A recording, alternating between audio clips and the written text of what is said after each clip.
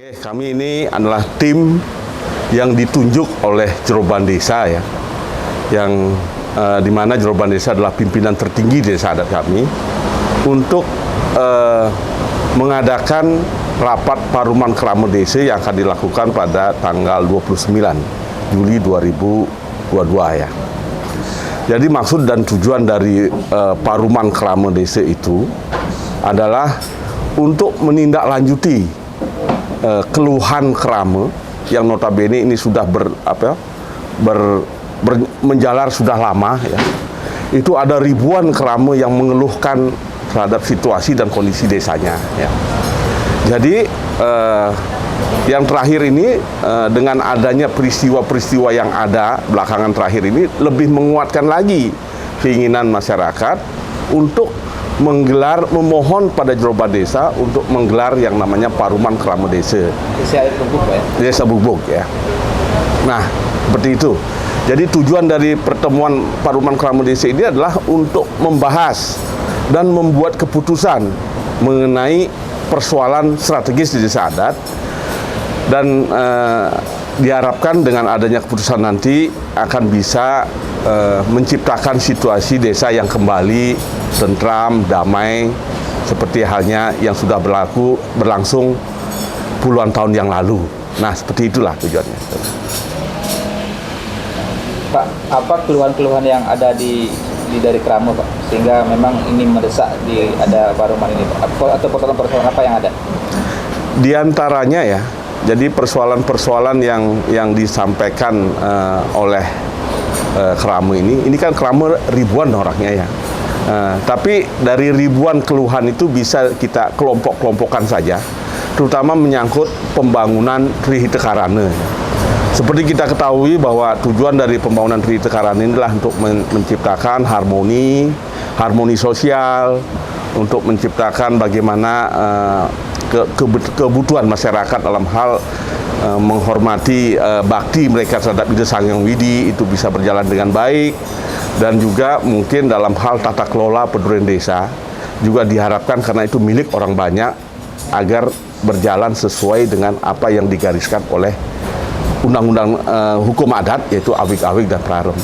Jadi seputar itu permasalahannya. Anda sebagai contoh misalnya apa yang dikeluhkan oleh masyarakat yang pelaksanaan yadnya yang terkait dengan parahyangan ya. Di situ masyarakat merasa apa yang terjadi yang terakhir ini sajalah ada aci manggung itu. Seharusnya pelaksanaan upacara itu berlangsung dengan apalagi kehadapan untuk Tuhan ya. Itu bisa harusnya dasarnya suci, ning, nirmala, tapi kejadian yang terjadi sangat meresahkan masyarakat. Ada gontok-gontokan di sana, ada prosesi adat yang sampai ada semacam kayak yang kita lihat itu dorong-dorongan gitu. Itu belum pernah saya lihat selama saya kecil sampai gede, itu belum pernah saya melihat ada pelaksanaan ritual adat seperti itu. Nah, itu salah satu contoh kejadian fakta yang kemarin. Terus hal-hal lain yang juga meresahkan masyarakat dalam kaitan dengan penggunaan padulian desa, pembangunan misalnya.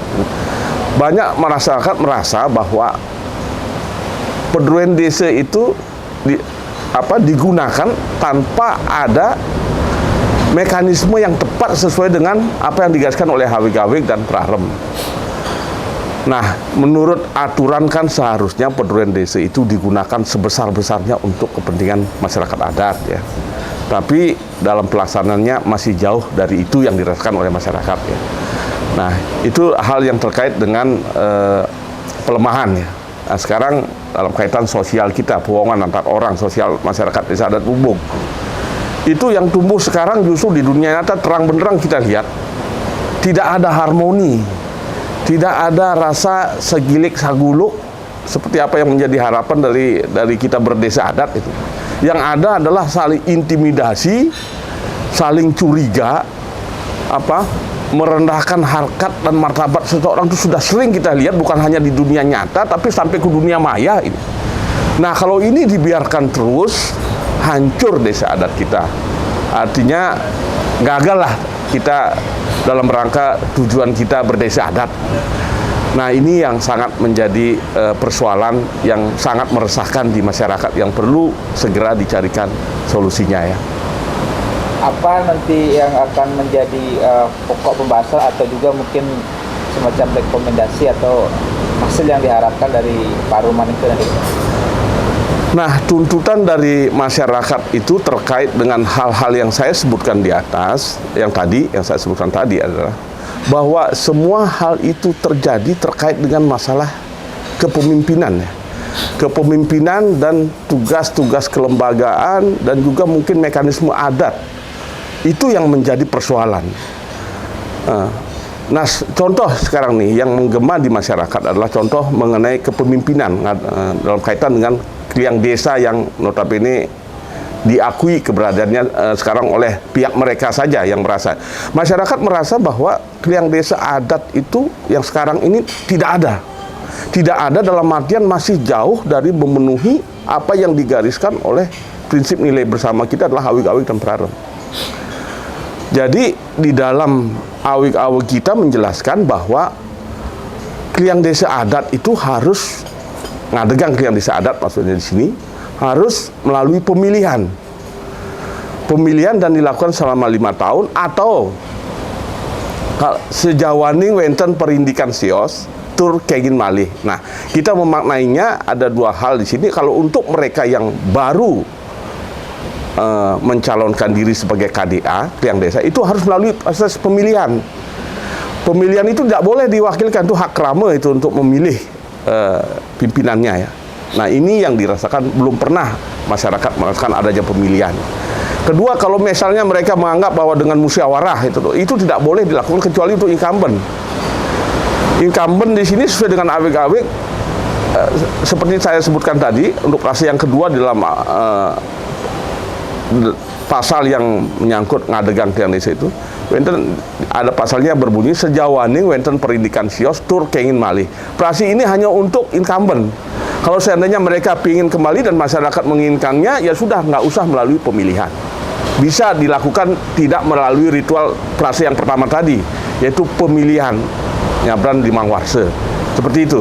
Nah, yang sekarang ini ada baru pada tahap penentuan bakal calon itu.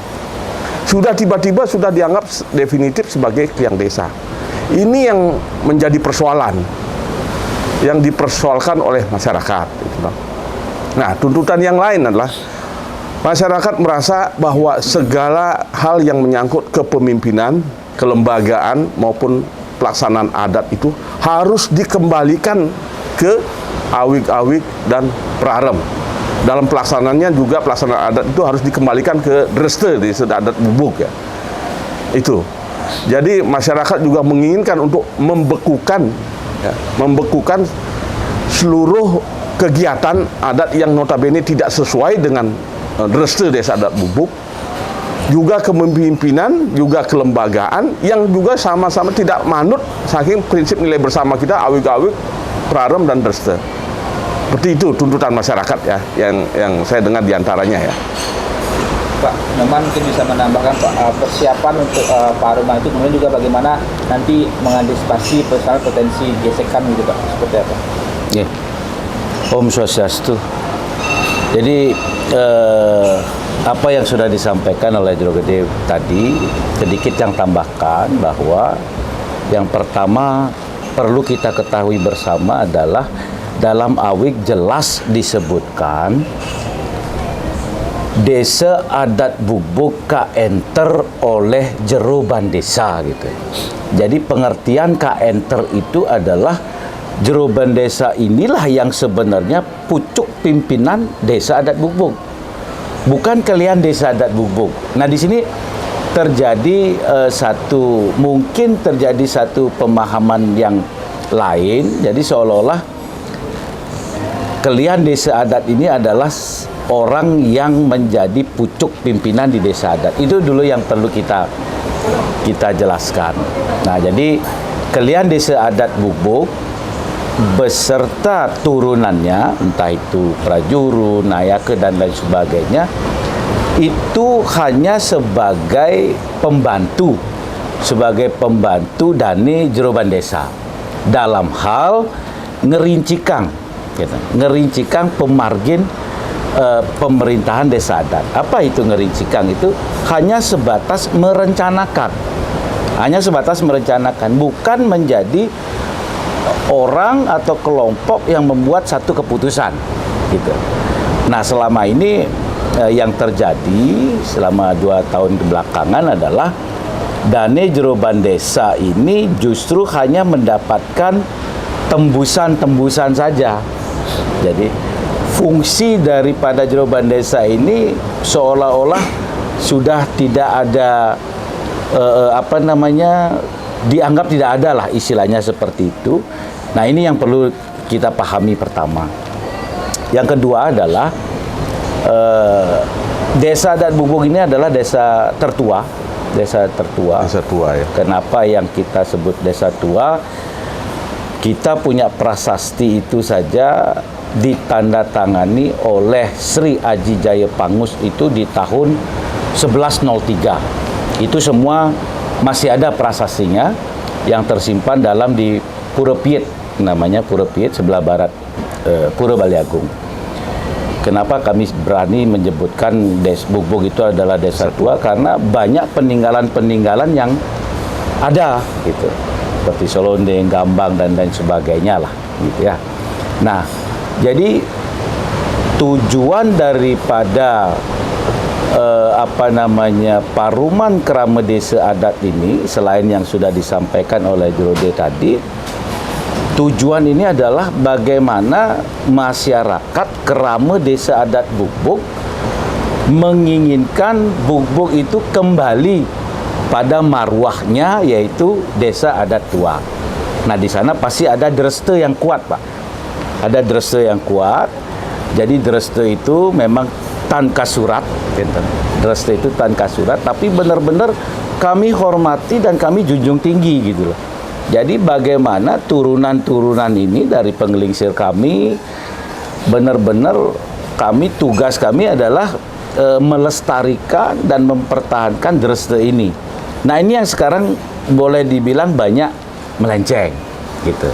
Pak, tadi mungkin ditegaskan bentuk-bentuk pelencengan terhadap destu itu, kemudian apakah ada misalnya sanksi ketika destu itu dilencengkan atau tidak sesuai dengan yang semestinya gitu, Pak? Oke.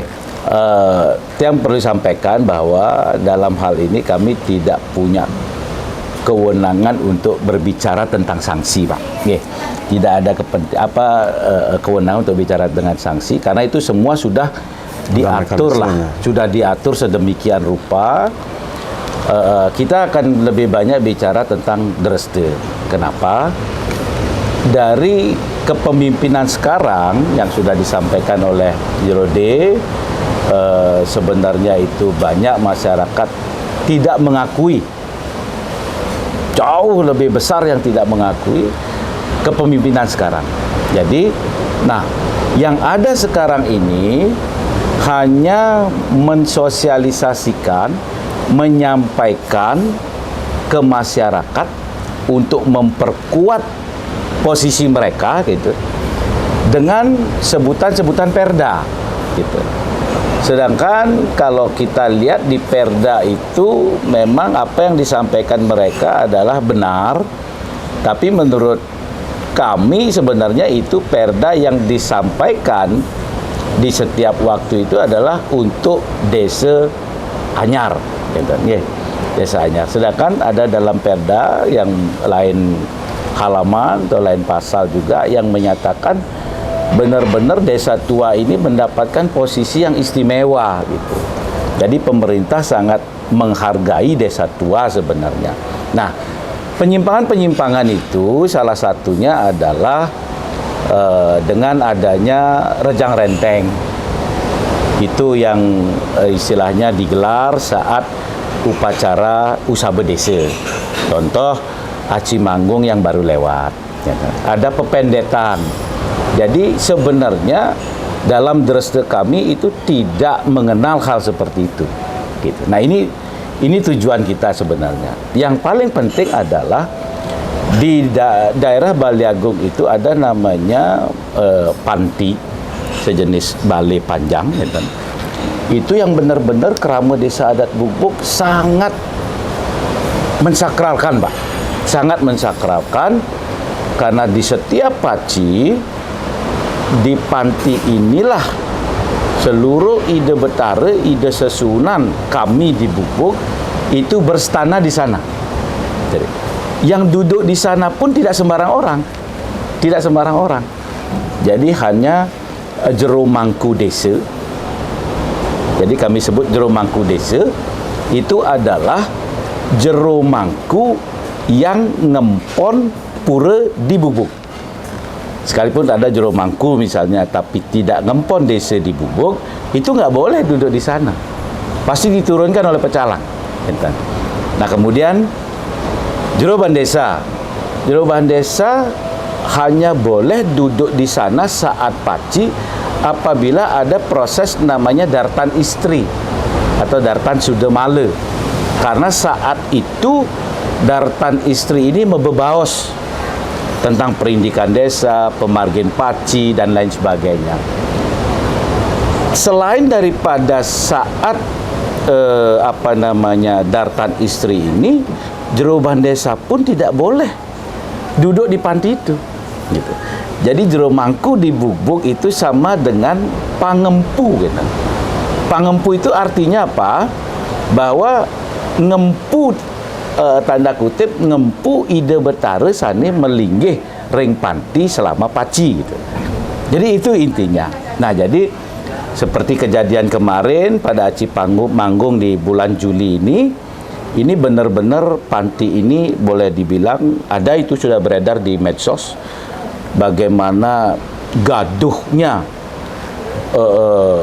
perjalanan itu paci yang saat di panti, terutama di satu poin saja itu benar-benar sudah boleh dibilang ngeletehin karena rusuh. Jangankan berdiri sampai tepak-tepak kaki gitu di balai panti itu, yang duduk di sana aja tidak sembarang orang itu masalahnya di sana. Jadi intinya dalam paruman ini, kenapa paruman ini sampai terjadi? Karena ini benar-benar permintaan dari ribuan kerama yang sudah disampaikan tadi untuk mengadakan kerama desa adat ini, disampaikan oleh Dane Jero Bendesa, Pinaka Pemucuk Pimpinan dan Jero Bandesa menunjuk tim panitia pelaksana paruman untuk melaksanakan paruman kerama desa di tanggal 29 ini. Nah, ini sebenarnya kalau boleh dibilang di luar daripada hal-hal lain, masalah pembangunan, masalah tadi disampaikan penggunaan peduren desa. Jadi yang fokus itu adalah bagaimana Dreste kami ini kembali, Pak. Kembali sebenarnya. Jadi istilahnya bukan mengikuti kemodern-modernan lah. Kayak kita sih boleh lah, gitu ya. Kalau misalnya bergaya sedikit, kita tua juga pakai sumpel, itu kan modern gitu. Tapi untuk Dreste ini benar-benar kami justru pengen kembali ke tua, gitu. Nah, ini adalah piteket daripada penggelingsir dan leluhur kami sebenarnya. Mungkin kurang lebih seperti ini ke Bapak.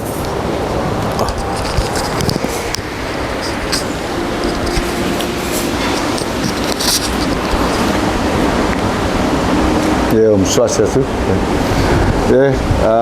Nama tiang Ibu Tuharta, ya, warga desa asli Bubuk, ya. Artinya begini, kebetulan saya secara pribadi dan tim ditunjuk oleh Jero Bandesa, dan saya juga mewakili, ditunjuk sebagai koordinator kerama desa adat. Artinya di sini dari ribuan yang sudah disampaikan tadi oleh rekan kami, rekan saya, artinya kerama itu memang benar-benar merasakan apa yang harus kita lakukan sekarang ini, karena sudah waktunya untuk membahas ini semua, menyelesaikan semua ini. Artinya dari masyarakat itu banyak yang mempunyai rasa emosi tidak percaya, ya. Artinya mereka melihatlah arogansi kepemimpinan, yang itu yang mereka lihat. Jadi pada umumnya masyarakat kami di Desa Bubuk itulah masyarakat yang polos, yang lugu. Ya, artinya mereka menginginkan kembalinya kedamaian, tidak ada lagi saling caci maki, menghujat di antara sesama kita. Artinya kita ini saudara. Nah, jadi buat apa? Harus kita selesaikan dengan baik-baik, dengan kepala dingin. Nah, inilah permintaan-permintaan masyarakat pada umumnya. Ditambah lagi nantinya masyarakat ini ingin kembali istilahnya bersamalah, saling rangkul, saling bantu, saling sapa, rasa gotong royong muncul kembali tinggi, ya. Sebenarnya malu kita mengadakan seperti ini, malu kita di nama besar Desa Bubuknya sudah terkenal puluhan tahun sampai didengar oleh desa-desa di luar desa kami. Malu kami sebenarnya, malu sekali. Artinya di sini ada yang sesuatu yang harus diperbaiki dari rasa ini. Malu, karena apa? Yang dulunya kita aman, damai, saling rangkul, saling sapa, di Banjar kita saling sapa. Nah sekarang saling curiga mencurigai, mau ngomong aja susah, ntar ada si Anu, ntar dilaporkan ke Anu. Nah masyarakat ini karena polosnya masyarakat kami, lugunya masyarakat kami, ya sedikit-sedikit diancam, dilaporkan, mau dilaporkan. Nah ini yang membuat kerama kami itu menjadi resah, ya akhirnya setiap hari, hampir setiap hari ada yang datang ke Jeroban Desa mengadu ke Jeroban Desa. Nah setelah mengadu, banyak sekali yang mengadu. Nah beliau mungkin punya kapasitas juga, batas lah sebagai seorang manusia. Itu kalau penilaian saya sih wajar, karena kebatasan beliau sebagai seorang pemimpin punya batas. Nah akhirnya mengundanglah seluruh kerama Desa Adat Bubuk untuk turun Paruman untuk menyelesaikan semua ini. Apa sih mau kerama? Jadi kami sangat menghargai ya apa langkah yang dilakukan oleh Jeroban Desa kami, yang kami pastikan ya, kami sudah dari dulu menganggap beliau itu adalah seorang pemimpin di desa kami sesuai dengan awik yang ada.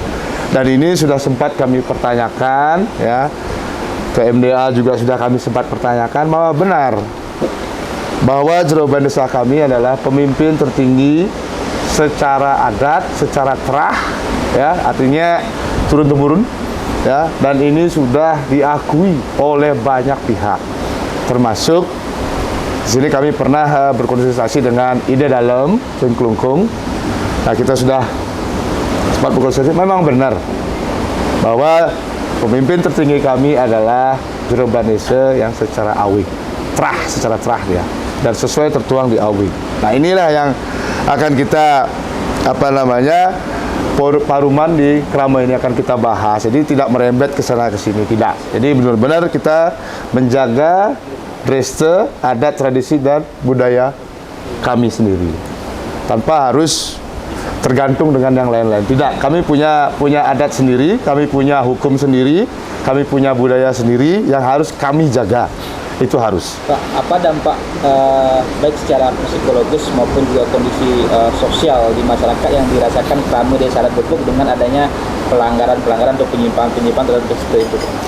Baik, sebenarnya kerama kami itu sendiri resah karena lugunya yang saya bilang tadi di awal, karena lugunya kerama kami, karena mungkin tentang hukum ya mereka kurang paham di mindset mereka ya, mungkin karena kehidupan mereka sehari-hari hanya ya sebagai nelayan, petani, maklum, kita harus maklum. Artinya jangan sampai keluguan masyarakat kami itu dipakai alat.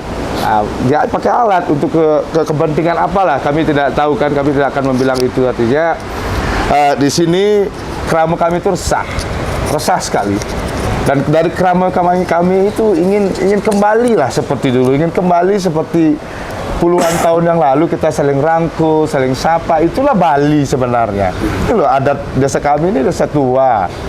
Jadi nggak perlulah kami itu kembali lagi ke kayak yang lain-lain. Tidak, kami bukan desa anyar, kami ini desa tua.